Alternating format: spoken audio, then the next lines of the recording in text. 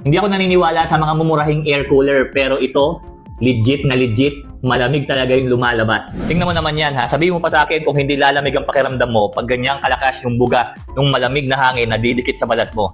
Ayan no. So meron siyang tatlong function. Unahin natin ito, itong fan. Buksan natin ha.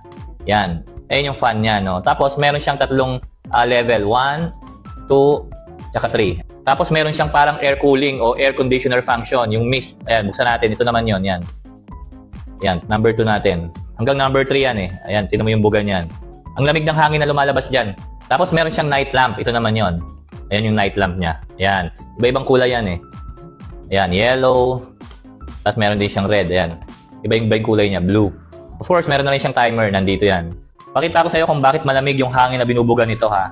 Kasi nga dito sa taas, pwede mo siyang lagyan ng malamig na tubig. Or yellow. Or kung meron kang ice pack, lagay mo na dyan. Yung malamig na tubig mo na yan, kino-convert niya para maging mist at saka hangin combination. Kaya ang lamig ng hangin na lumalabas dito. O nga pala ha, hindi siya rechargeable. Nakasaksak talaga siya by USB. Tapos Type-C, yung pinaka-input niya dito. Ayan. Ang maganda pa dito, kasi nga, dahil maliit lang, may hawakan na rin siya dito. Very portable, kahit dalhin mo yan. Kunyari, may summer vacation ka, o meron kayong out of town, saktong-sakto to. Kung mainit sa bahay mo, tapos wala ka pa namang pambili ng aircon, okay lang yan. Ito, pwedeng mong bilhin. Napakamura nito. Ang maganda rito,